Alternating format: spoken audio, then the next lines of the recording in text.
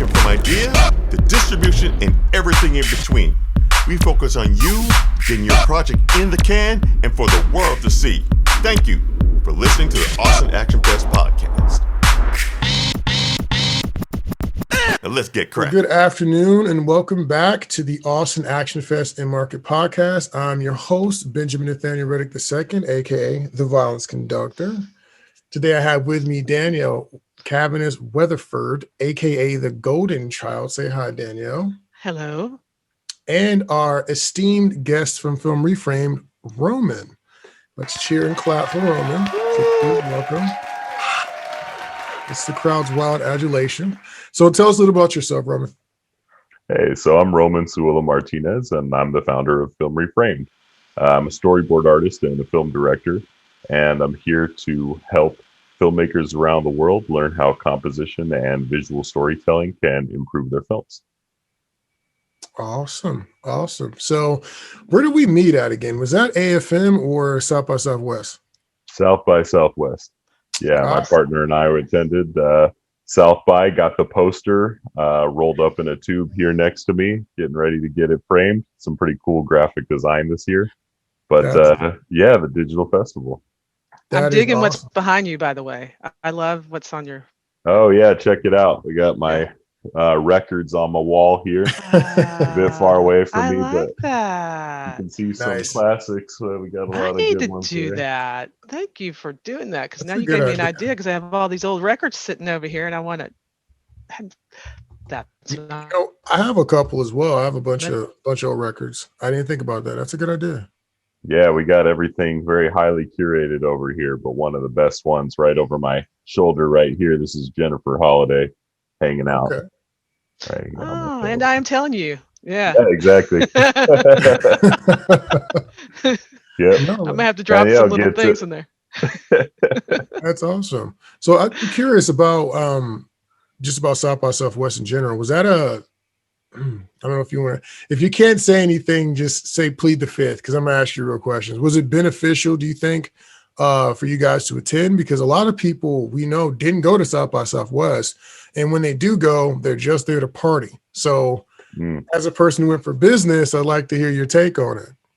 Yeah, absolutely. Well, there's so many reasons why it is incredibly beneficial. At least I think it all depends on your mindset going in and what you're looking to do. Because I would say that all the people that go to, as you're saying, go party there as well, it's also beneficial for them. They're getting to go have a great time and party and make connections in that way. But it's almost like a choose your own adventure of what you want to do with your time there, how you want to connect.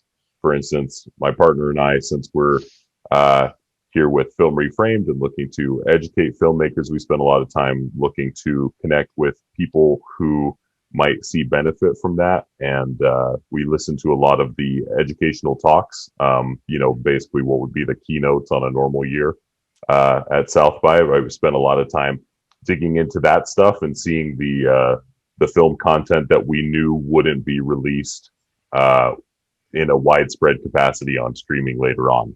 So there were some, I know a lot of people like to go and see the big premiere thing before everybody else sees it, particularly like film critics or journalists. But for us, it was more about seeing the little stuff that we knew if we didn't dedicate that time to doing it during South by, that's the stuff that would fall off our radar and we might miss some really talented new people, or we might not, get tuned into a concept that's brand new.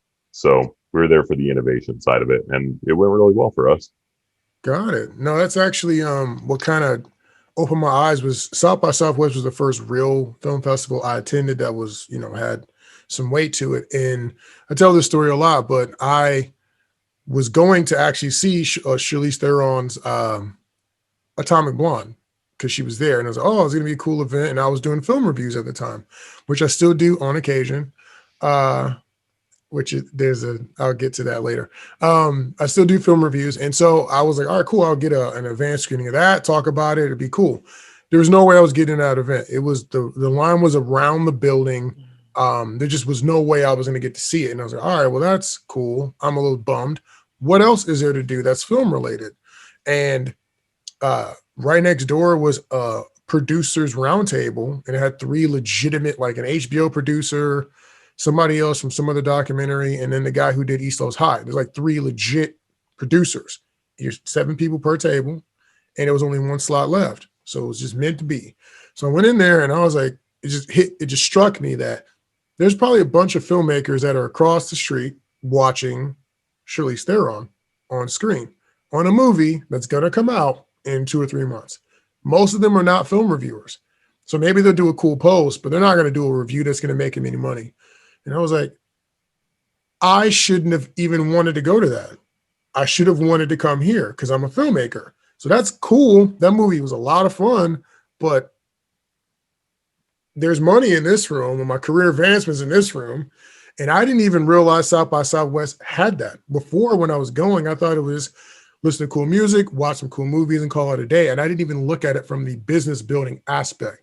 So we try to let everybody know that the screenings are great, but there's a lot of cool people, i.e. yourself, that you can meet if you take some time to really kind of dig into that kind of stuff.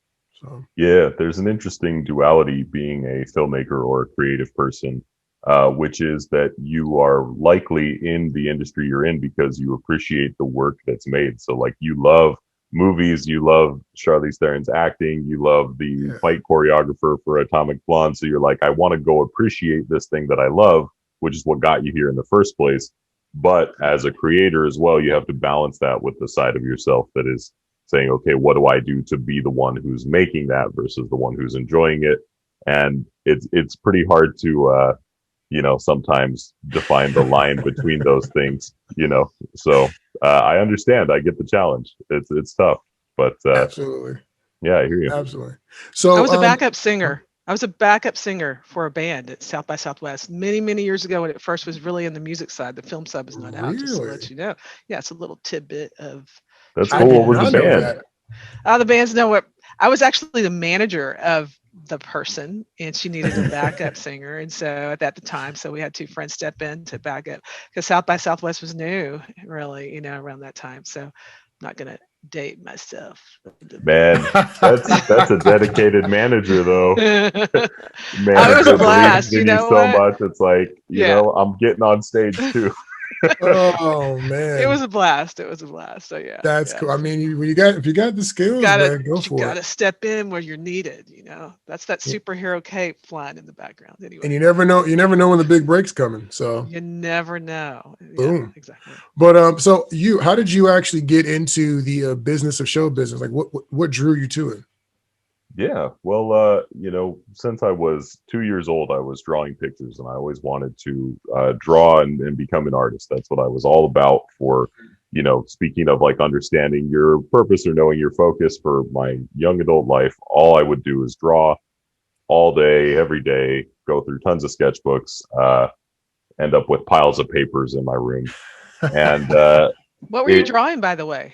Just really curious. Oh yeah, all kinds of stuff. I really am interested in, mythology. And when I was a kid, reading the Greek myths was really impactful for me, and seeing like all the visual stuff that would come out with, there was Pokemon on television, and there were magic cards, and they have these crazy illustrations on them. And so you just see all these things, and you take from anything from like, watching the Mummy movie plus Pikachu plus, Greek hero Hercules or something, put them together. I was always drawing fantastical beasts and, heroic macho guys, but never the hands, because hands are really hard to draw when you're young.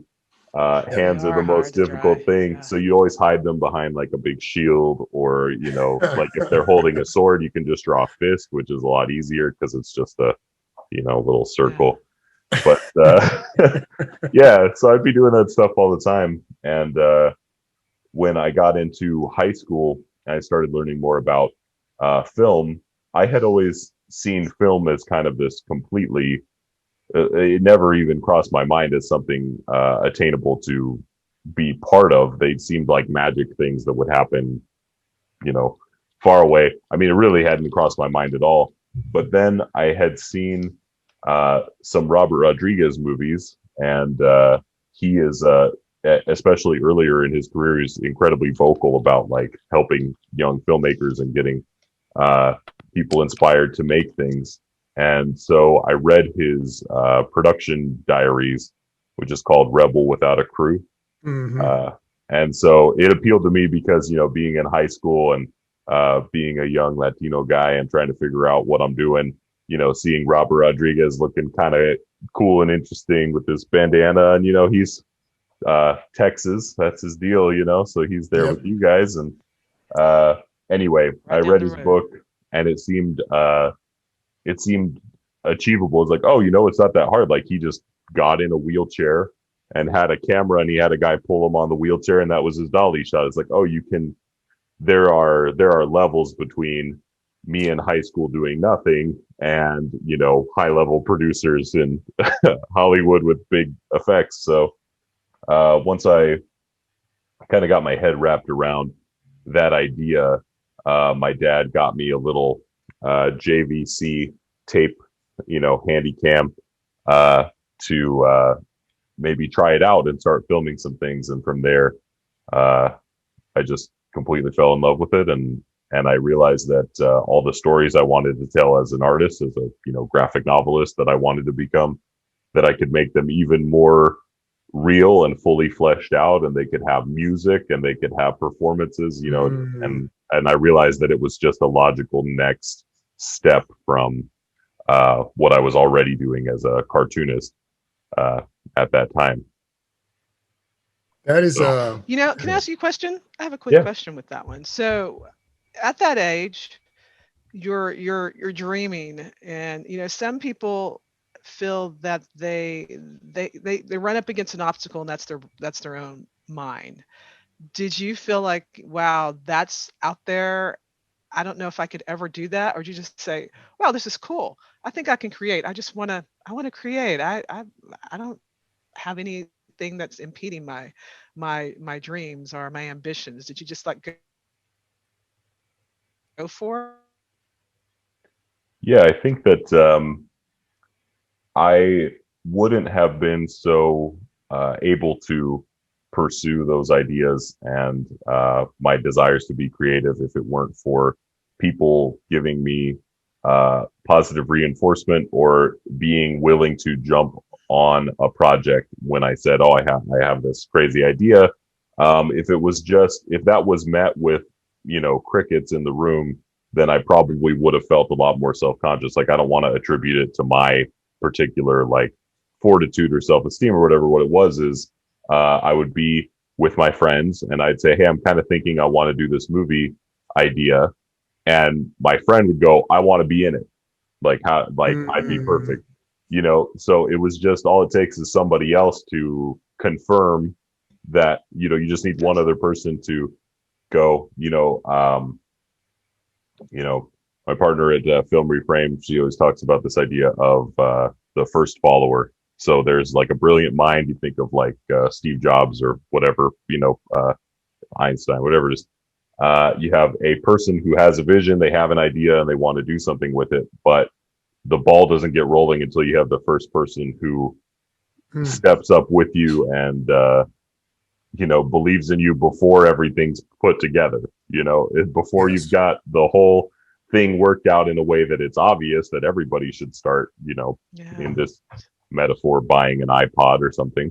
Before that happens, you need somebody to jump in and kind of look ridiculous with you at the beginning so that you can start building something serious. And so for me, that was my friend Adam in high school, and he was my first actor in the little short film we shot, which was the premise was I had been reading Don Quixote, and I was really inspired by the idea that there's a person who is imagining an entire reality around them, but to the rest of the world, he just looks like a crazy old man. So I wanted to do that with my friend in high school as the lead, as a kid who's just moved to a new city. And when he goes out to buy milk at the new grocery store alone, he has to walk down to the grocery store. He starts seeing all of these fantastical things like cowboys with guns and seeing himself framed as like a James Bond type character or something, he imagines all of these realities on his way to the grocery store. And then you get to see what it looks like in his head versus what it looks like in real life. So he I steps love out his that. door and So it's he's a cowboy, and then he cut back to the cowboy. It's actually a little kid with a squirt gun who squirts him in the chest and he Oh, that's runs away. cute. I Stuff like like that. that. what was the Oh. name of that? I called it Don, so not so subtle reference. Don. No, I like would James Donald, because in my head I was thinking like Donnie Quicks or something like that, or Donnie Quick or something. That's what I was Yeah. thinking in my head. Oh. No, that's actually really funny because a ton of what you said is the same as it was for me. I just didn't make the connection between the art and film. But when I was a kid, I did nothing but read comic books. I watched anime. I played video games, and I drew constantly. I thought I was going to be an artist when I grew up. So I was constantly sketching. I still have sketches all over the place right now. Like we're doing a fantasy project, and I had drawn those characters like 4 or 5 years ago. And I did like basically a comic book version of, I know there's a difference between a comic book and a storyboard. So it's a comic book version of one of the short stories I want to tell. Like it's all sketched out.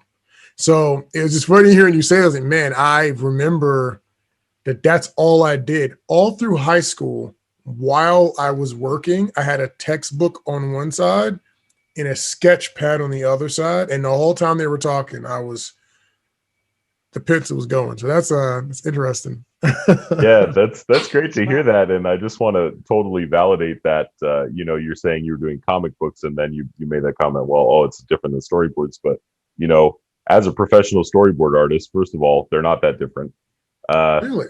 And second of all, They're not. if you think of the recent, Parasite, Mhm. I don't know if you've seen the movie Parasite, but they released the storyboards from the film in graphic novel form for that movie.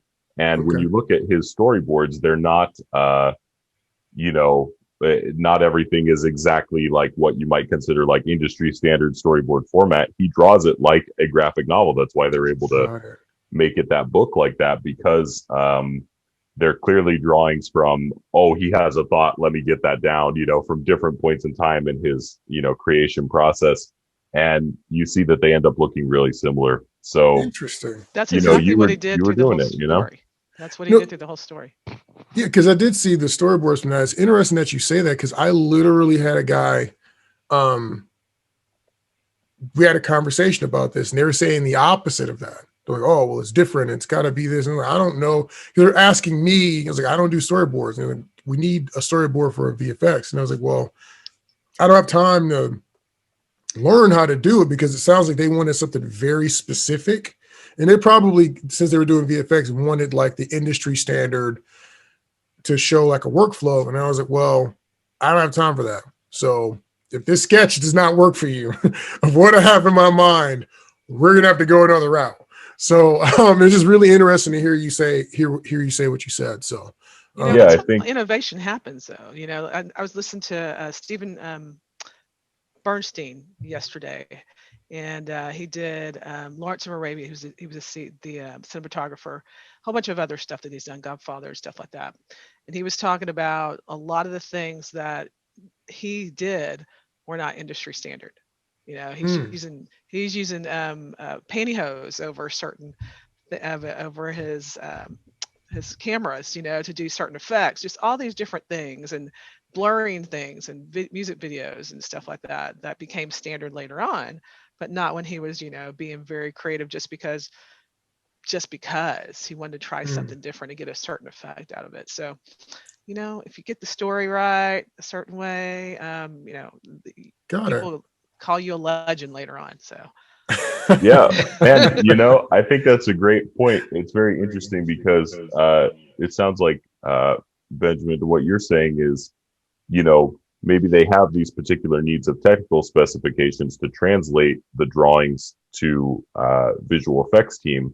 But those kinds of particularities are things that you can learn by working with that team. You don't need to be this, you don't need to have it all figured out before you get in there. In fact, Got it. so many of the jobs that I've had, you can learn those particulars on site. You learn how, I mean, even in a non-creative business, if you go from one, even let's say one accounting job to another, you may have a head of your department who likes the spreadsheets a certain way that's different from the way that your previous boss did. And those little details are the things that you can learn when you're involved on the project. And that's something you can pick up quickly, but it's the essential things. It's the storytelling, you know, that you learn. It's the way that your process helps develop your visual ideas. Those are the things you bring to the table. And then those little details that we consider like the standard, or, oh, you got to use this form instead of this one, or use this program. That's stuff you pick up while you're there. So, I mean, even just thinking of, you know, if I was, because I like to do this going into it thinking, if I was 15 years younger, what would I want to hear somebody say who's in that position? What would I want to know? And for me, it's like, you learn the details of the job by doing it with somebody. The details, the particulars of filmmaking, you're going to learn that by doing it. But the essential things, the things that are, I mean, you wouldn't even consider them to be exclusive to filmmaking. That's the stuff that you develop and practice personally on your own. So it's all about coming in with that foundation for yourself, and then knowing that you can learn. And I wish other people would know that too. You know, when we talk about a business that's full of producers and investors who, for good reason, are risk averse with their capital, trying to fund things. I hope that the people that are in those roles have a good eye for people and can see where somebody can grow into the skill set they need and quickly, or, you know, even just basically see what it is that people are good at and then put them in a role where it will allow them to develop that and flourish. Because we have a lot of, you know, that's the reason you see the same names in the credits all the time on the big movies, is because you have a trusted group of people, and it doesn't take a lot of insight to know they can do the job, right? You don't have to intuit that they're good, because it's there. But yeah, I look to people for their potential, right? No, that makes sense. And it's funny you mentioned accounting, because our other business, my wife has an accountancy business, and that's part of the thing, is she has to hire new accountants who may be independent, and they may have their own system of doing things. And there's like the how she worded, the standard accepted rules of accounting practices, which is what everybody does. But then there's like her way of maybe nomenclature, like naming files or doing whatever with the clients, the needs audit or whatever. So absolutely, totally on board, understand exactly what you're saying. So to get into some more stuff about you guys, like, how does Film Reframed help people create a better experience for the viewer? Like, what do you do that makes someone's project better? Well, for us, we identified very quickly, very early on when we started teaching, that the idea of storytelling through visual medium and the idea of composing shots with intention is something that's very under instructed in film school.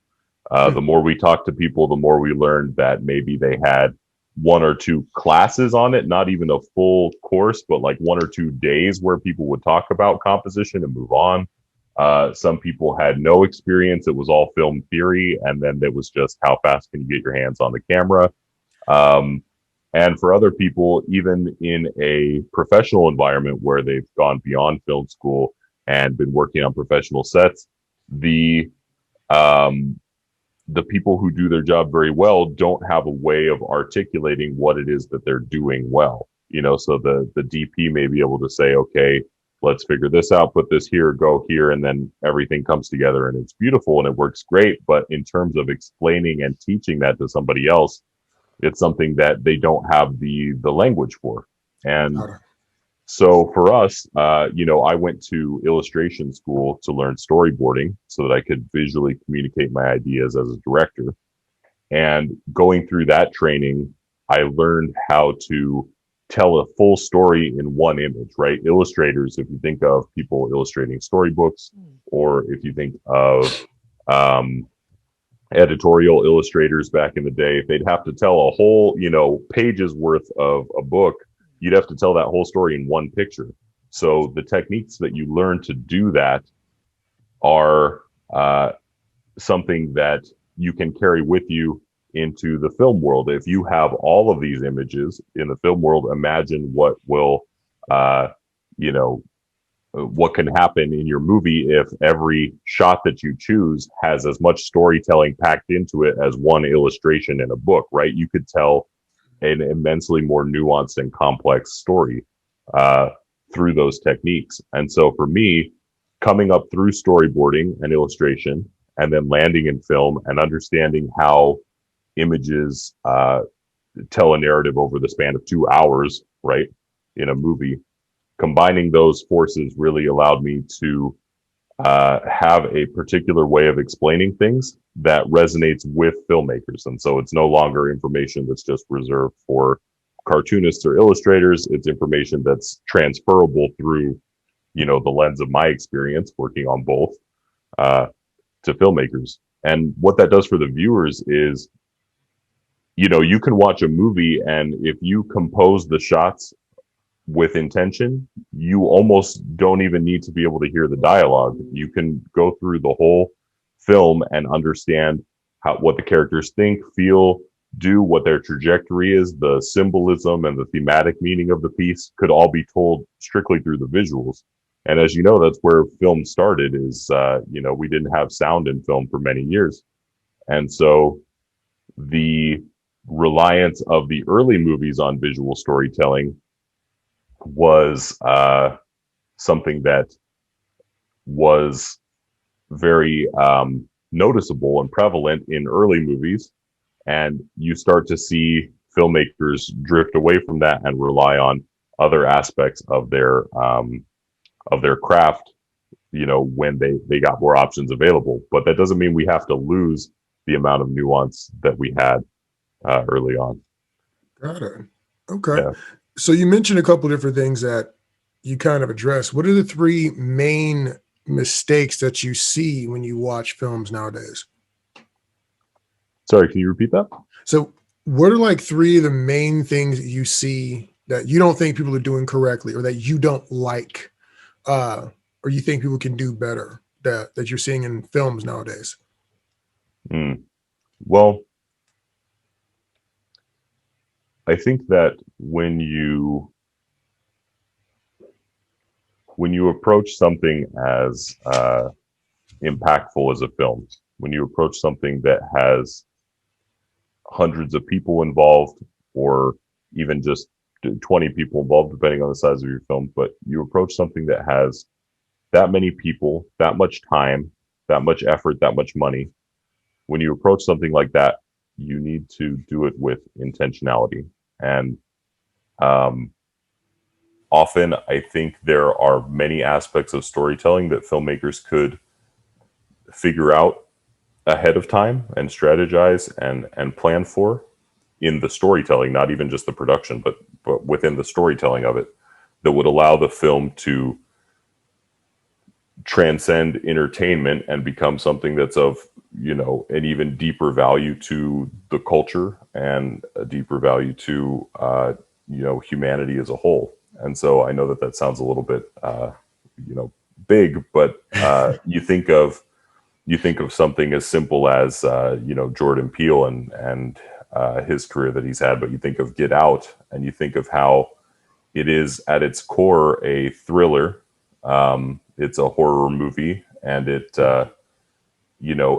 showcases all the genre aspects of what that is and tropes. So it's not necessarily doing anything to completely reinvent the wheel, but because Jordan and his team imbued it with so much thoughtful intention in the way that the shots were composed, in the subtext and the meaning of what the horror on screen, what that meant for them personally and what that might mean to culture at large, they were able to make a piece of art that, completely overperformed in the theater, and people still talk about. It's been years. People still talk about it like it just came out, that kind of thing. That's the difference. That's what takes your work from, just another genre horror movie to cultural phenomenon and something that matters to people and that they identify with. So, to your earlier question of, what do we do at Film Reframed that helps make the experience for the audience better? With the techniques that we teach, we're looking to take you from, a genre horror film that nobody remembers to a genre horror film that leaves a lasting impression on people. So when you say rethink film school, I know there's all these different things in film school you have to do. I didn't go to film school, by the way. So what's different in your feeling about that experience versus your experience, or a combination thereof? Right. So I think that the foundation of storytelling starts beyond the medium of film. So even though we work in film and that's what we're trying to, at the end of the day, we're trying to tangibly make a film, what you're trying to communicate, why you're trying to do it, who you're trying to do it with, those ideas start before you pick up the camera. Those ideas start before you even decide you're going to be a filmmaker. How many filmmakers have you heard the story that they were something else first? I have a friend who was an engineer and then found his footing in film. But the idea behind what we do at Film Reframed is when you can clarify your intentions and clarify what you're bringing to the table, why you want to do this, and then how you want to express that. The technical aspects of the job, how to set the aperture on the camera, whatever it may be, those technical aspects are something that you can leverage the knowledge of your team to use. So if you're coming to Film Reframed, you're likely a director or a actor or a cinematographer, somebody who's working in maybe the creative aspect of film, and that all of the great auteur directors over time, they all relied on the technical knowledge of their team and their crew, to get their ideas onto the page. But if you have a very technically accomplished crew, but you have a director who doesn't understand the intention of why they're approaching the material the way they are, then that's when you end up with just more noise in movies and not the actual film that you wanted to make. So for us, we thought rethink film school because we've heard so many people say, like, for instance, I'll say we had a student testimonial who said, I went through 6 years of filmmaking education. I got my master's in film, and I learned more about cinematic storytelling in 1 month at Film Reframed, just doing one class a week for an hour and a half, than I did in the entire time that I was in film school. And I think that's because, not to say that there aren't quality instructors or that they're not teaching quality material in film school, but that is to say that this particular niche of instruction, visual storytelling, is something that they don't even touch. It's something that they don't even designate a space for. And to me, we thought that seems like an incredible oversight. And for that to be so prevalent across the entire nation and other countries in their film education programs, this just seemed like, well, we have to take up this mantle and this mission to show people how intentional choices in your composition change the way that your images affect people. Got it. And so that's why we ask you to rethink it, right? So go back to the beginning and see what is it that you're trying to learn when you go to film school? Are you trying to learn the cameras? That's great. That's good. But are you trying to learn the visual storytelling? If so, maybe consider, that might not be where you'll find that information. Wow. Okay. So, since it's May the, we're in the 7th right now? 7th, right? 6th? 6th. 6th. It's bad. The pandemic has ruined. I never know what day of the week it is. Was yeah, I never know. Well, on that note, you just have to stick with the May the 4th be with you. Well, that's kind of the reason I'm asking the question. Did the Star Wars Rise of Skywalker, did they make any of these mistakes that you're talking about, or people just hate that movie for a completely different reason? Oh man, that's Roman? Really funny. So you can't answer that question without talking about the entire, this is going to be a multi-part response. Okay, so get ready, and just remember through this that you asked.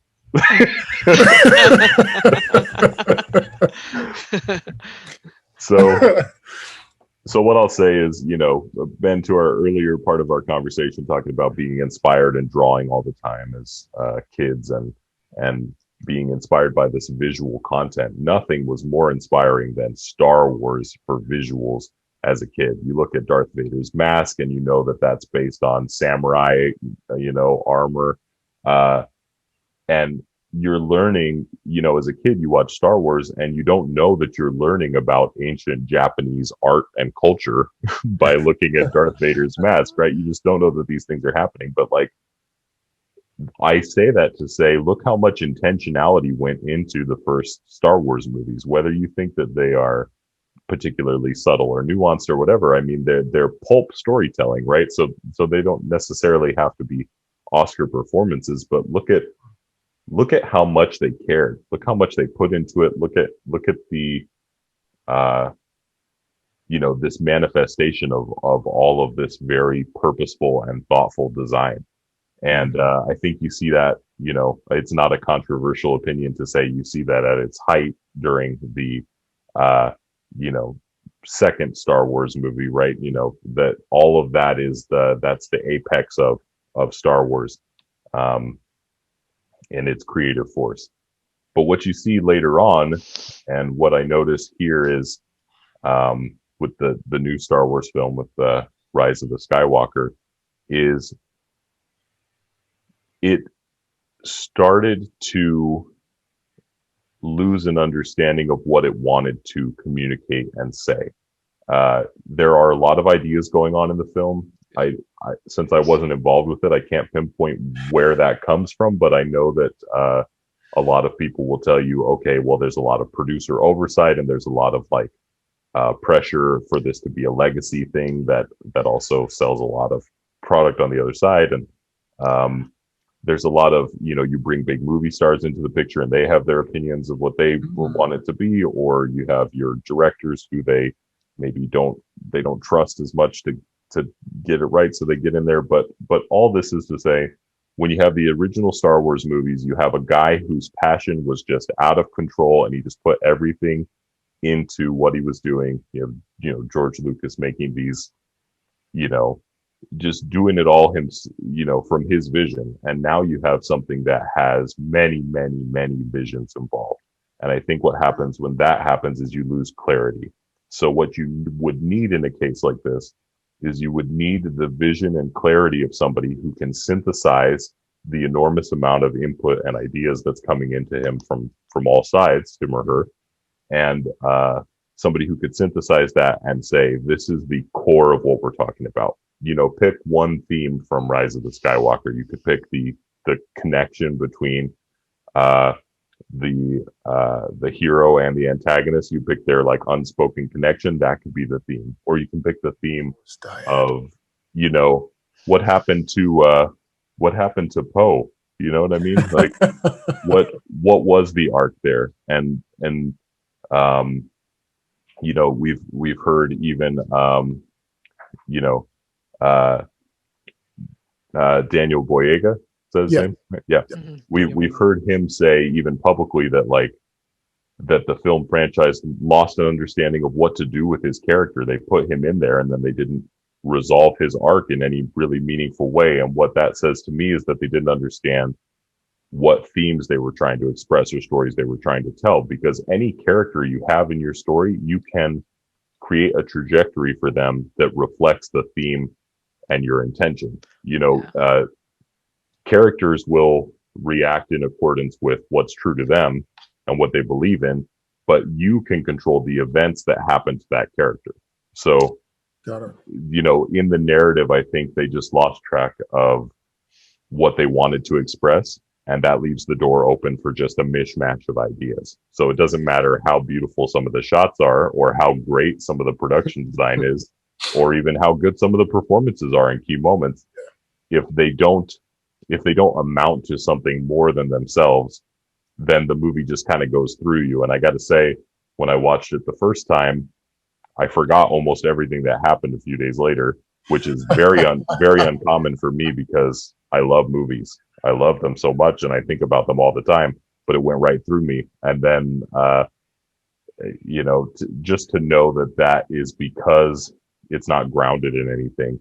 It frustrates me. I had the opposite response watching that movie. I remembered everything and I was upset to a great extent because you can't see it. There's 2 lightsabers up there. We just got done doing a May the 4th performance. And so I studied lightsaber combat, and there's the 7 different forms and the crate dragon and Anakin Skywalker's form 5 and all this stuff. And you're like, again, attention to detail. And when you watch those guys train, like Ewan McGregor, wow, and Hayden Christensen, when you watch their training, like they were training. And then when you see the new one, you're like, do you guys care that the fact that kids are going to want to go out and emulate this and somebody's going to like study this movie to do fighting from it? You just don't care. No, we're just going to swing things around and add new moves that no one's ever had since ever in Star Wars. I was like, this is amazing. So I was actually really offended by the movie. I'm not to say that I didn't enjoy parts of it, but like knowing the source that they were pulling from and what it could have been. I'm like, we don't even talk about Sith sorcery anymore. We just never. No, we don't care. I'm like, Star Wars is so thick with lore and information, and so many other people through the books and things have taken such great painstaking care to build that up, that when you see the movie, you're like, hey guys, you guys got a ton of stuff to pull from here. Why are you acting like none of it matters? It's just a weird choice to me to dodge. And I literally just watched a video from A Closer Look. They do film essays or looks at stuff as well. He was talking about Avengers Endgame. And I don't know how you felt about that one, but it was kind of very along the lines of what you just said. He said, there's a ton of spectacle here, but there is no story being told. It's all heroic. It's all the heroes, the music, everything is about the heroes just dominating, Thanos, etc. He's like, there's no stakes. There's nothing here that makes they're never in danger. It's never like your heart isn't pumping. He's like, and he actually broke down 2 or 3 different ways. He said that you could have added more stakes to that final event. Because I remember watching even that one and going, this isn't even better than the fight at the airport in Civil War. I like that fight better than I liked Endgame's final fight, or like the people who got killed off screen. It's just like, did you guys just? Yeah, what was the point? They left out. Yeah, they left out. It was everywhere. And I got lost with Star Wars when the little teddy bears came in, and I call them teddy bears. And then Jar Jar Binks. To me, those when I started seeing that when I was younger, I just went. I checked out. And then when the new ones came, I was just kind of I don't know, and I really wasn't bought into the story until the cartoons came. That's what brought me back in, because I love the bad ones, the bad boy part of them that just came out on the 4th. Those are I'm all about the cartoons. They've lost me in the other ones because of exactly what you guys are talking about. There's too much going on. And with the cartoons, they're singular because they have the series. They can build off of those, and it keeps me excited. And it's just, I like animation. I got in because of Darth Maul, to be honest with you. Before that, I wasn't huge into Star Wars. And then I saw Darth Maul and I was like, this dude's dope. This is Star Wars? Okay. I'm in now. Because by the time I had seen Star Wars and all these other, older movies, I like the originals, I was already watching Kung Fu movies and like Ninja Scroll and stuff. So like my idea of action was well beyond that. Vader. Yeah. I was not gonna cut it. You talk about, composition to some degree with, you talked about a lot, but when I was younger, I was a competitive gymnast, and I was also a dancer. And so I would take those and watch karate movies, kung fu. I was big into martial arts every weekend, watching martial arts, and that's what I wanted to be, the dancing, the dancing martial artist, Some of them acrobat were. person. Yeah. And and I noticed that I didn't quite know it till now what I was doing, but I was watching musicals all the time. Is what I'd watched Mm. as well, and I would watch uh, Singing in the Rain, for example. And there's a lot of movement in Singing in the Rain. And I'm a huge movement person. I could take Mhm. the one camera to the whole story, and you've got me hooked. And so I didn't know that's what to me pretty much was happening a lot of times in their story. And I just love the coloring and the layering of the colors in a lot of those movies. I Mhm. think I'm freezing on Mhm. you. Am I freezing on you A guys? little bit. You got back to it though. Okay. No, that's So I didn't start really paying attention to a lot of that stuff until I got older. Star Wars hooked me in with a lot of the stuff that they did. But yeah, my love of movement is huge to me. Yeah, So that's really, man, I love hearing you say that, and both of you guys. The the overlap, the significant overlap in choreographed dance and movement and musicals and in kung fu and martial arts and action films, these there is a considerable amount of overlap. And sometimes you watch some of the old kung fu movies and you realize that the choreography is more a dance than it is an Mhm. actual fight, that there are yes. people who Yes. you even think of Jackie Chan being trained in the, Chinese opera and those kinds of more performative acrobatic things that leads into his career as a film martial artist. Um, not everybody has to come up the way that like Bruce Lee did, being like a champion fighter. You don't have to start from that point. There's so much, and especially for film, everything is a performance, right? So like performative dance that isn't in for that. And man, you put kung fu movies and musicals side by side and you see overlap in colors, as you said, you see Yeah. it in staging, you see it in Yeah.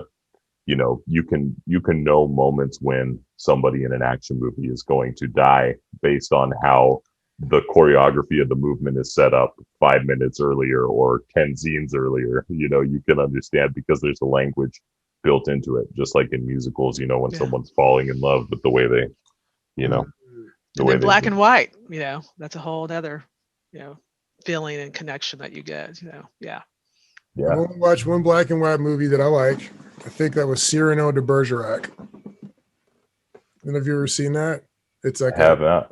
it's like a I think I French, might have seen that. Yeah. it's like a romance type of movie. He's an unattractive guy, but he's a Hugo champion knows. swordsman, but he's Yeah. very well spoken. And then his cousin falls in love with this girl or something like that. And then she likes the way he looks, but he's the one writing the love letters. Hmm. Hmm. And so it's a whole thing. But it was one, the fighting was amazing. And I did not realize that anyone was fighting like that back then on film. It was ridiculous. And then, but the story was actually pretty good too. Um, but actually, that's a good question to have for you. Are there any recent action films you've seen where you feel like they've done an excellent job with the framing? Anything, any good examples of the techniques you're talking about? Yeah. Absolutely. Well, one of my favorite people working today in that arena is Zhang Yimou, who did Hero and House of Flying Daggers, and most recently in this action category, Shadow.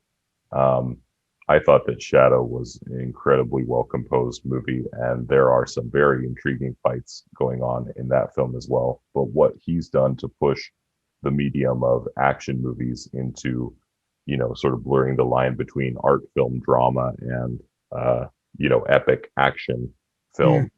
Uh, he's done some great work to push both forms further. And so for me, those are, he's one of my go-tos for modern action movies. I also thought that, and I know this is a few years back now, but still has a lasting impact on all of us, I'm sure. The Raid 2, yes. that movie um, stepped up the game on so many levels that it just made me so excited to see, oh, what's going to happen next now that somebody finally broke through that barrier, of really great choreography and really thoughtful visuals. And I will say, to that point, there's even a class that we teach that has examples from the raid where the director would shoot the scenes in advance with the martial artist just in the in the dojo with just some mats on the ground, and shoot and pick all of his camera angles initially for the fight, and then cut it together himself, and so he could watch how all the cuts would work. And it's just them, they're just wearing their sweats or whatever, and they're not like, nothing fancy, but he just shot it a bunch of different times, did his cuts, and then you watch the end result of the raid 2, and you can play the sequences side by side, and it's all the same shots, all the same cuts. But one of them is high production value, and the other one is, he's just got his little camera and he's out there getting it. So to our point in our earlier discussion about intentionality, that's it, man. The raid 2, super intentional. That's why it's great. So what did you think about maybe like Crouching Tiger, Hidden Dragon? Because that's probably, in my opinion, the most beautiful martial arts movie I've ever seen. And I know they have the Grand Master and whatever else, but like the story didn't hook me like the dual love story happening in Crouching Tiger. Like I loved I think that's, in my mind, that's probably the most perfect movie with action that I have ever seen. Really interesting. Yeah, it is the I would say it's the foundation of modern action films, in the sense that there's everything that happened before that movie, and then there's everything now after that movie. You can contextualize it, like I know a lot of film critics historically contextualize it as, okay, this was something that introduces this idea to Americans, and then that drives some of the industry's decisions and in the Hollywood movies that are made. And so there's all that interplay, and that's very fair assessment. But I think that what you're referencing is the quality of the storytelling, and how each element of the film is really operating on that top level. Everything, the costumes are incredible, the locations are incredible, the directing is incredible. There's nothing that doesn't have like the full weight of the whole production behind it at all times. And so when you make something that's that sturdy, it's that strong, you can press on it and it holds up. That's why it lasts for all this time. And I totally agree with you. It's one of my absolute favorites as well. Was The Matrix prior, or was it after?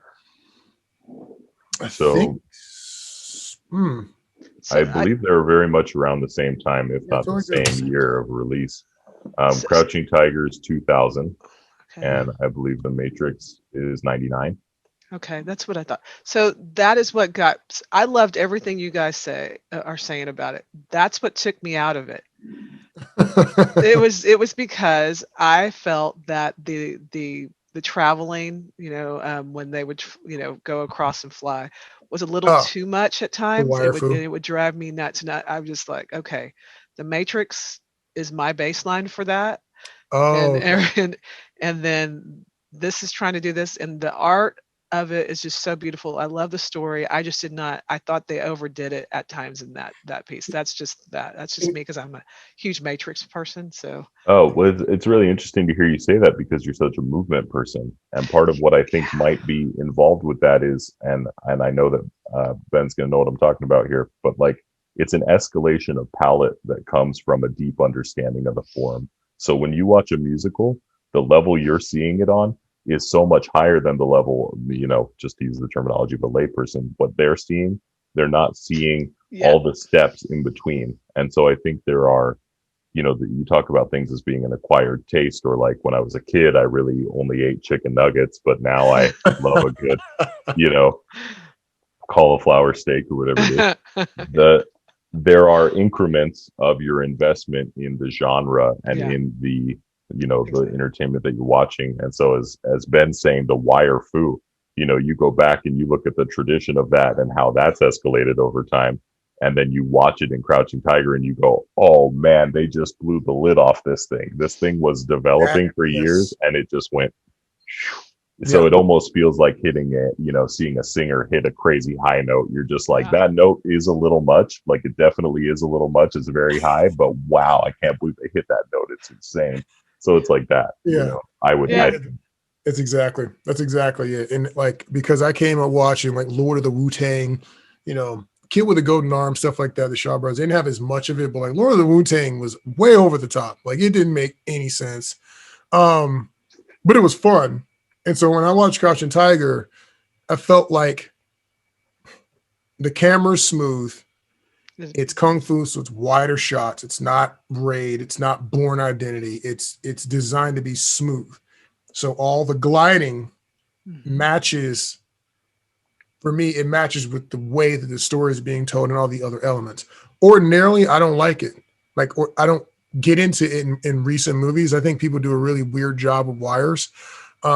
And if anybody else had told a lesser story with all of that wire work, I would have been absolutely irritated. But because I knew what they were doing, I was like, okay, like I'm in for this one. So, but I could clearly see how someone would just be super irritated with it if they're not into that and they don't feel the same way about the rest of the project. So that makes sense. Yeah. Well, and to that point, Danielle, the fight choreographer on The Matrix is one of the all-time legends. Yuan Wo-ping is the top level guy. So your taste on that is not off in any way. I mean, that's the highest level of, that's the guy you bring in when you want the absolute best, right? So, your standard for that, like saying The Matrix is your standard for wire work is like saying, I don't know what it's like saying. It's like saying gold is my standard for money or pretty whatever. Much. It's just like, the Hope Diamond is my standard. And I think the Matrix is one of the best action kung fu movies I've seen, because the funny part that it took me a while to learn until like when I started doing stunts and fighting was that it's not fast. It feels fast when you watch it, right? Yeah. But it's clean. Like those actors, again, trained really hard to be able to do what they were doing. And you can see it in their performances. Like the dojo fight with Matrix, with Neo and oh my gosh. Lawrence Fishburne. Morpheus. So that fight, like that's the one that people normally remember. They do remember Trinity's, crane kick deal. But that moment with those two fighting in that dojo, and I know Kung Fu is like, this fight is not all that complicated, but it's beautiful and it's exactly right. Clean, and the form it's so clean. And I think that changed a bunch when it comes to like how people viewed martial arts in movies, especially in America, because I've been watching the Eastern stuff this entire time. I'm watching things like Blade, which goes under the radar for setting a standard also. You're right. And black leather, by the way. But so I mean, I was before Matrix. I'm just saying, people often forget they were first with some of that stuff. But you watch American movies, and a lot of times we were just very lazy with the action. And when we saw that movie, like, okay, they're taking this, Wachowskis are taking that very, very seriously.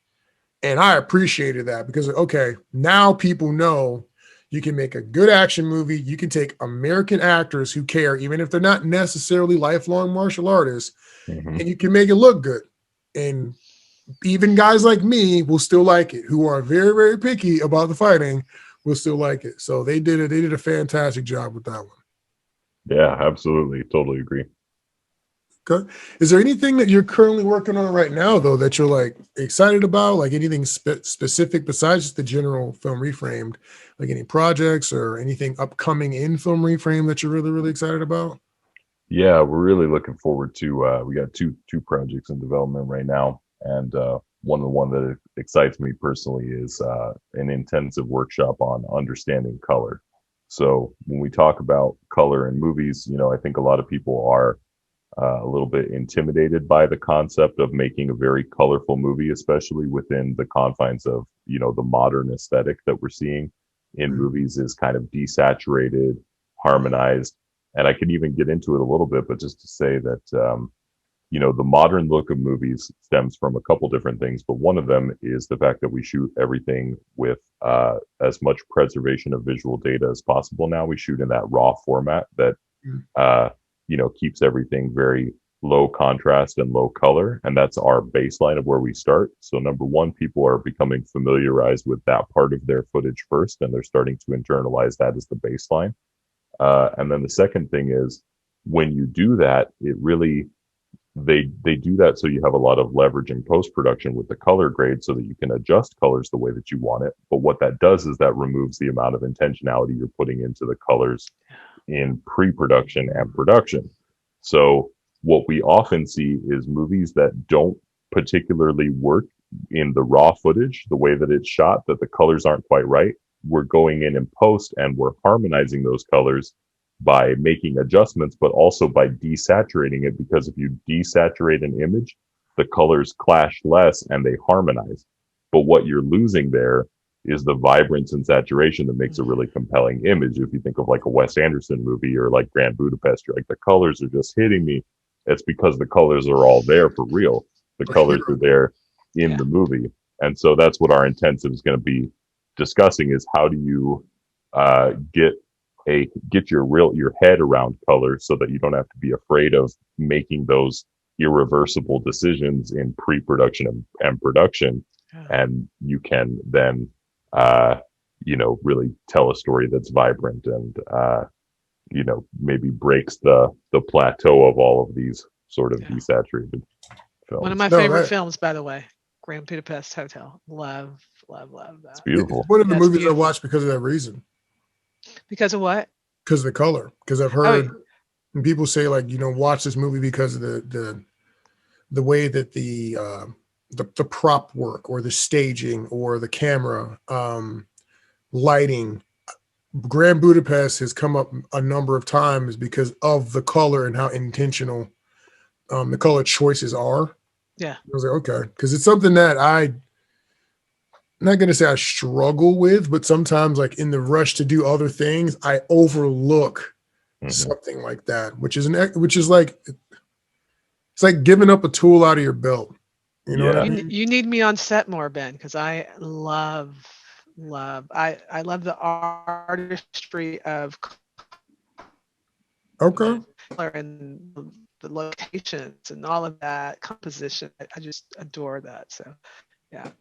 That's awesome. Yeah, we all need a Danielle on our team. Somebody looking out for that. You do. Everybody out there needs a Danielle. Absolutely. I wholeheartedly Roman said it. I agree to that. Absolutely.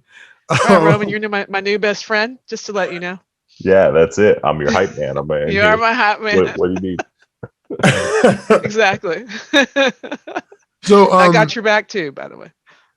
No, cool. So is there, I think we already kind of went over your long-term goals with Film Reframed and what you're trying to accomplish with your organization. I just think that's really, really cool that a lot of us, like Danielle, I didn't go to film school either.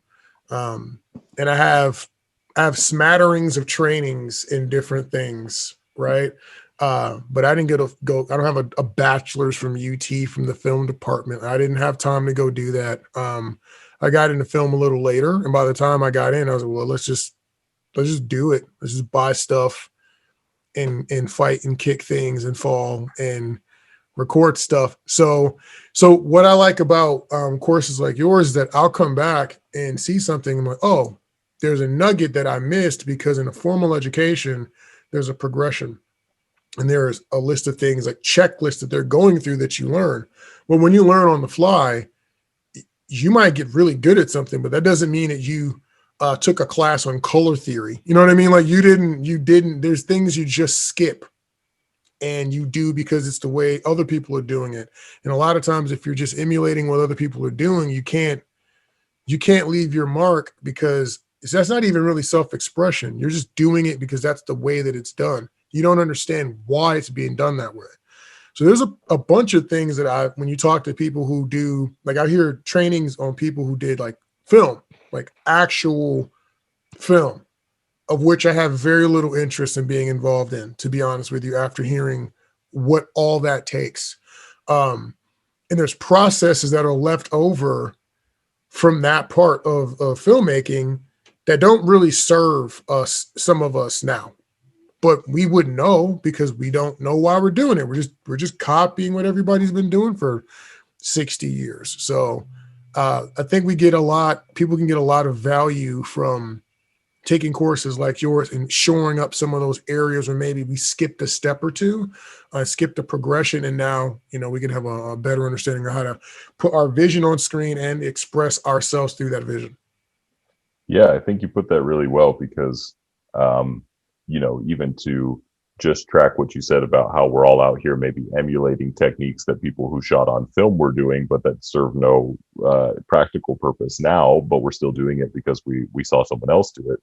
That's how we learn things as kids. We would watch an adult do something. We go, oh, I'll do that because that's what I'm trying to learn how to exist in this society, in this culture. That's how everybody learns. But when you lose sight of the intentionality behind what you're doing or why you're emulating somebody, especially as an adult who can, kind of focus their decisions in a impactful way, then you get off track. And Film Reframed, we're here to give you those foundational elements of learning so that you can express yourself in your own voice. You're not watching our courses and then emulating what we do. We're teaching you why this works in some cases, why this works on a subconscious, subliminal, unexplainable level. We're teaching you how these things we've scientifically tracked. If you do this, this is what happens, and this is, a foundation of information that's been available to us for hundreds of years from artists in all mediums who've been trying and testing these things over time. So we're really here to synthesize that whole world of information that is maybe very hard to even know where to start finding it. And we're here to bring it to you in a way that makes it actionable and makes it at the root of your decision. So you can always check back in with yourself and say, why am I doing this? And to your point, Ben, if you see somebody doing something and you go, oh, maybe I need to do it that way. Maybe my film needs to be desaturated because that's what everybody seems to be doing. You can check back in with yourself and go, wait, what's the foundation of this endeavor? And maybe the foundation is, I want to make someone feel excited. And you go, okay, does desaturate line up with excited?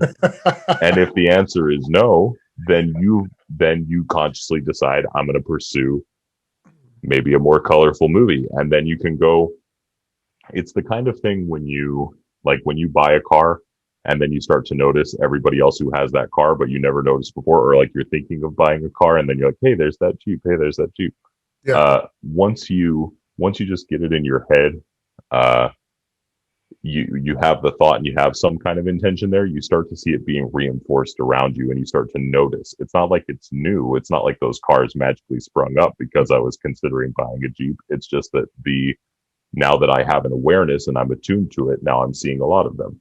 And so that's what we're trying to do filmically, is we're trying to make you aware of these core concepts so that you can start to see them in everything else.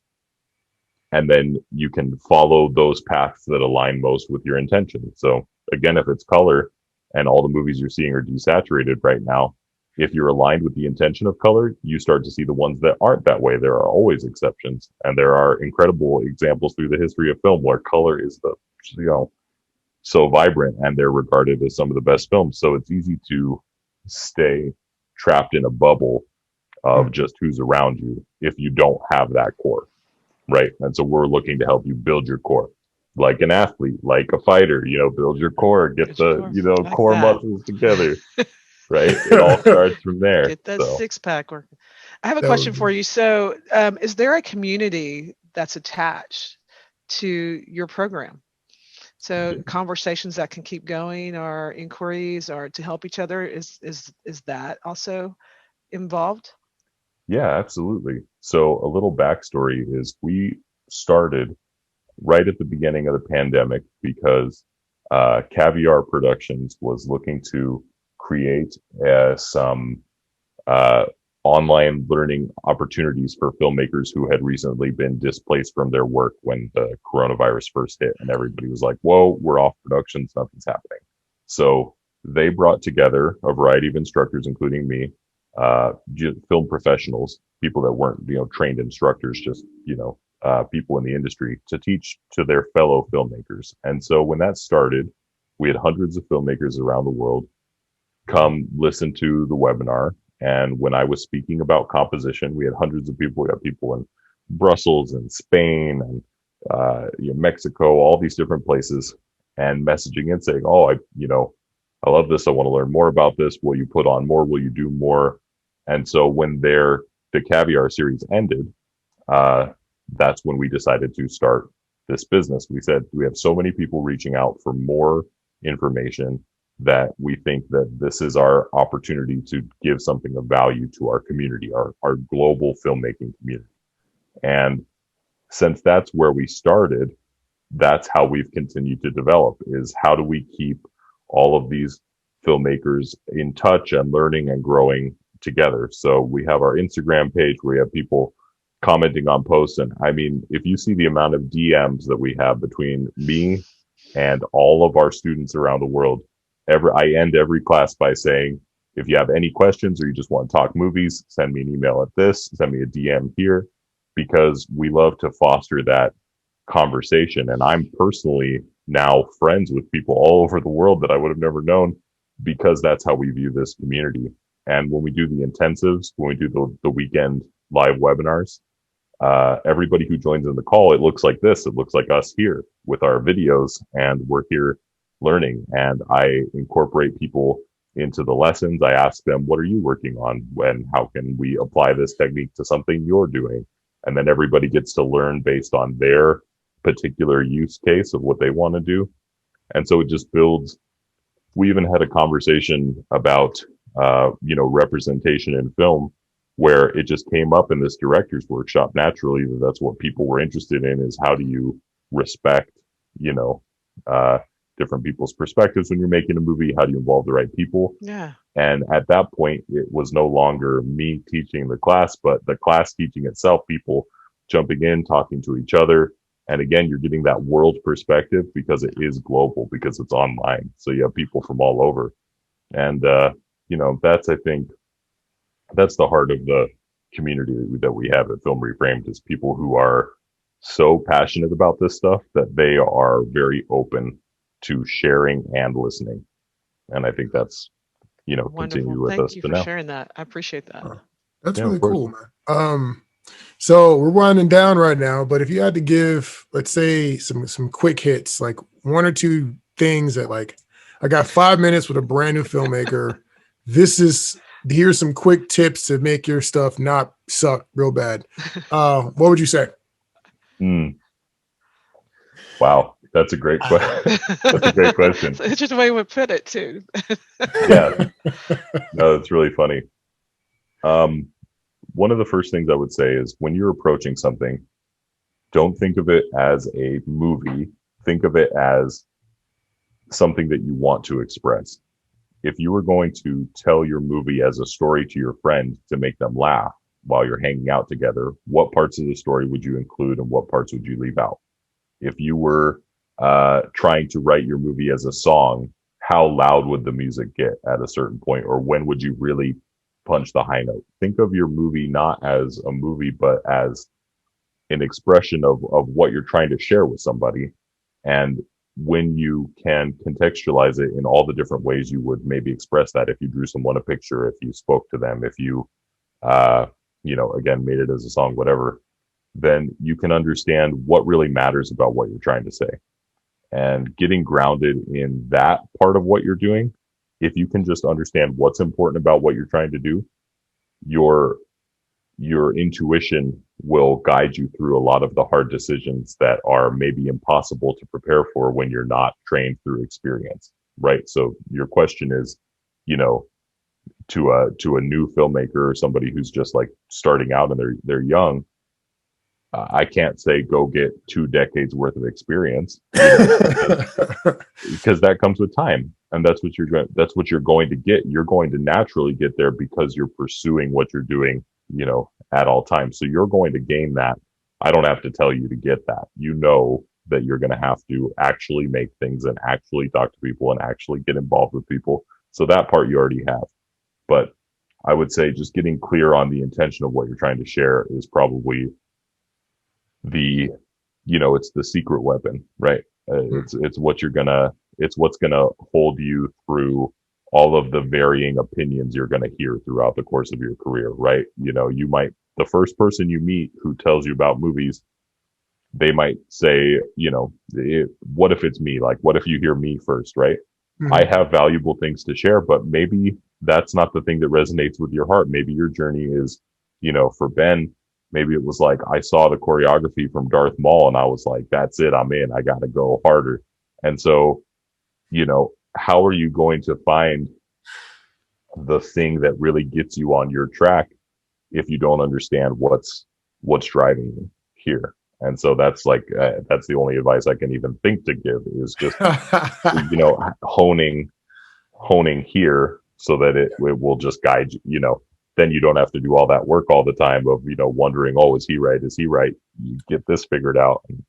That is good, especially as a director, especially someone who's putting something together. It's like for Danielle, when you're talking about, you're great with color. Well, it could be great if I had no opinion and you came in and did everything for me. That's fine, but we may have a discordant view, and that's my fault if I'm the director and I bring you on and I don't know what I really want and what part of what you're suggesting matches with my actual vision. So no, that's actually really, really good what you're saying. And it's funny because we're working on a fantasy project right now, and it's been very educational for me because I've got to do a number of different things. And even on this one, I have to hire a director because I have to be in it. So I can't direct it.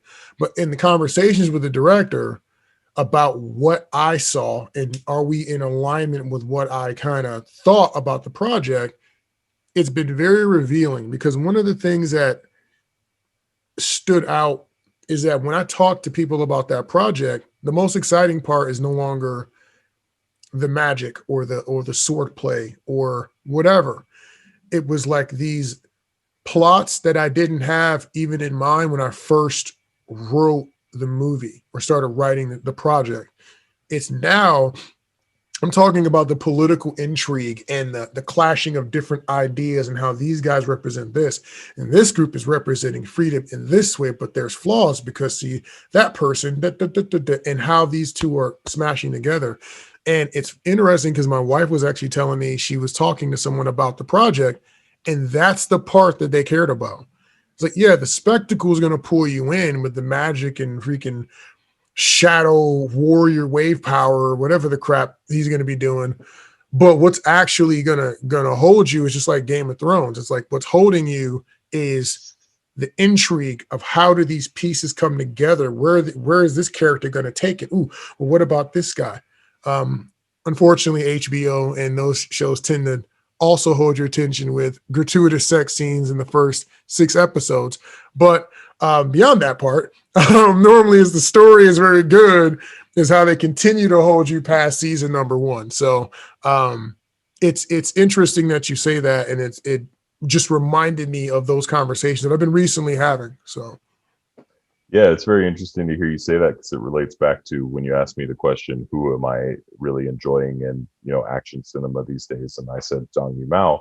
He has a quote that says basically there's no action in his movies that aren't motivated by an inevitable conflict between the characters. So the only time he has a fight scene in his movie is when the characters, the trajectory they're on has no choice but to eventually end up clashing with each other. So there's not fights for the sake of spectacle. Yeah, it's the intentionality of knowing, okay, because of this character's values and because of his situation and because of his life's background and this character and because of her background and because of where she is in this moment, there's going to be a moment where their paths have no choice but to connect.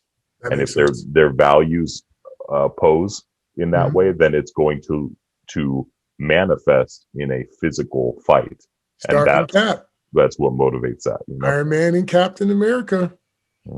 Yep, and that goes, for the actor side of me. That's also the the tools that you use within the story, whatever that is, if it's a cigarette, if it's a certain type of knife, what's the story attached, what's the intentionality with those. I like all of that all together, that whole composition of everything. So that is nice. Yeah. Well, I got some good snippets. We're gonna make some good little cuts out of this one because there's some. Yeah, and I have to say this real fast. I know I'm interrupting you, Ben, but I've never heard anybody say use a song and take that, because I'm big into music, and I'm like, oh, that's brilliant. Yes, I love that. So thank you for sharing that.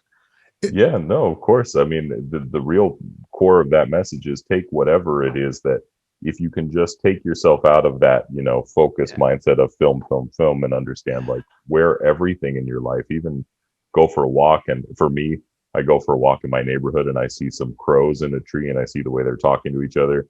And I just think, oh man, that's so interesting. Like that dynamic that they have, like I could see that as a character dynamic for something I'm working on, whatever, it's just, you can see it in everything once you, break out of that sort of single-minded focus of just film. And so for you, if it's a song that resonates, awesome. That's all I wanted to share. Yeah, that is awesome. And I wrote a children's book, just like what you just said, just because I saw that happening. I wrote a children's book. Yeah. So cool beans. No, that's actually all the questions I had for today. Was there anything we missed that you wanted to go over, Roman, or mention, or? No, I just think that maybe earlier in the message, we talked about something about how Film Reframed helps audiences' experience of a movie. And while I think that the answer that I gave is accurate, I also was finding myself being distracted by something that was happening off camera over here, and I just felt like I didn't have my head totally on. So if I could maybe take another pass at go for it, that, and then you can cut that together with the question or whatever. No, go ahead. Look, we're just we're still in the interview, so they're going to see it all. Great. Well, yeah. So it's something that I feel very passionately about. So that's why I wanted to make sure that the answer is very clear and direct. The idea is fairly simple, which is when you think of human psychology, they say that, and I won't quote an exact percentage, but they say that the vast majority of communication between humans happens non-verbally.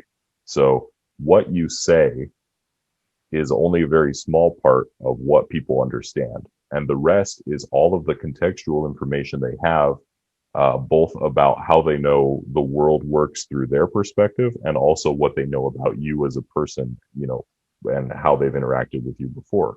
And so when you're making a movie, we're seeing everything that everybody is doing. And this is a testament to the actors involved, right? But you're seeing how people's body language interacts with each other. You're seeing a pattern of behavior across the span of a movie of how a character is acting. So if you see a character be mean and kick a dog 5 times in the movie, when you see a dog later, you're already worried for that dog because, it's been established somebody else, right? So there's so much potential for movies to communicate non-verbally and to do it in a way that resonates with people beyond their conscious understanding. That's what gives you that, your heart beating fast in the movie, or you start to choke up and feel sad. It's the summation of all of these small decisions to give you this visual information over the course of the film. And so what we do at Film Reframed is we take examples directly from those movies, and then we draw on top of them exactly what elements of each frame are causing those kinds of responses in your audience, and how the parts equal a much larger sum. So we take it from something that is often discussed as a very esoteric or just intangible thing. Oh, some filmmakers just have the talent, or some, they just have this inherent understanding. We take these things that people don't put words to because it is very complex, and we, instead of just articulating it with our vocabulary, we show you with an active drawing where it's happening. And that kind of learning helps it get into your internal decision-making process, so that when you do make a movie for people to view, the emotional result that they get from your movie benefits from all that work you did to train early on. And so I'd say in particular, respect to the Austin Action Fest, when it comes to action sequences, right, you do all this training ahead of time. You train for months about the actual sequence. You train your own strength. You've been maybe doing it your whole life. All that training is so that for that 3 minutes on film, people get this transcendent experience of a perfectly clean fight, And so for filmmakers, Film Reframed is kind of that training. That's the martial arts dojo for filmmakers, is come to Film Reframed, get your core strength, and then show up on the day, and that you can be confident in what you want to do on set. That's perfect. Beautiful. That's going in a clip. Roman, can you tell people where they can find you in our lovely World Wide Web? Absolutely. So the best way to connect is to jump on Instagram at Film Reframed. You can send me a DM even if you've never introduced yourself before, and just say, hey, I'm so-and-so, I'm here, I want to know more. How do I get involved? And also you can send us an email at hello@filmreframed.com. Additionally, the main hub for everything that we do here, to see the new courses, to see, every month we have new intensive up on the site, and we start a new cycle of our core classes, our essentials, and our exploring. All of that is at filmreframed.com. So Google us, Film Reframed. That's how you connect. Everybody check Roman out and Yes. And sign up for the classes. You will not be disappointed. Roman, I would love for you, we're going to venture out pretty soon to Clubhouse.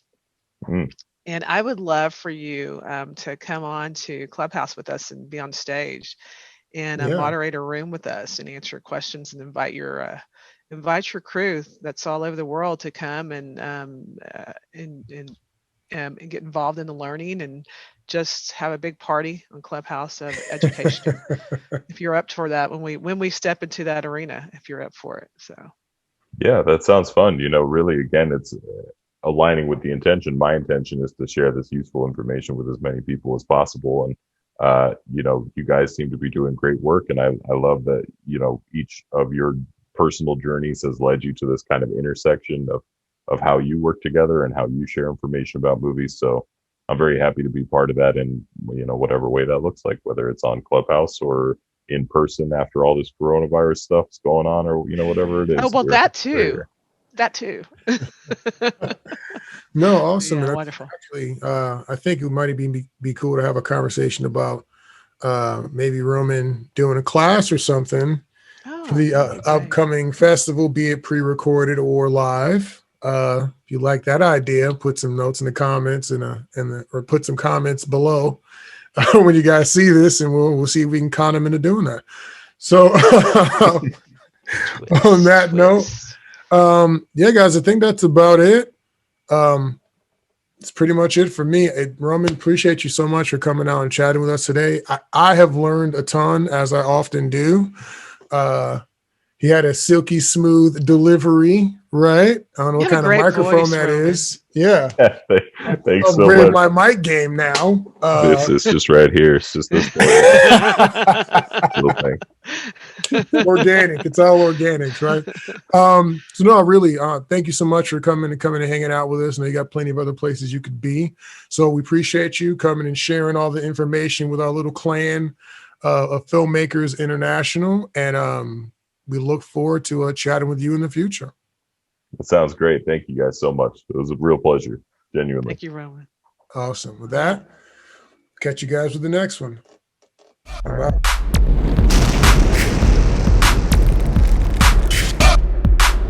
Thank you for listening to the Austin Action Fest podcast.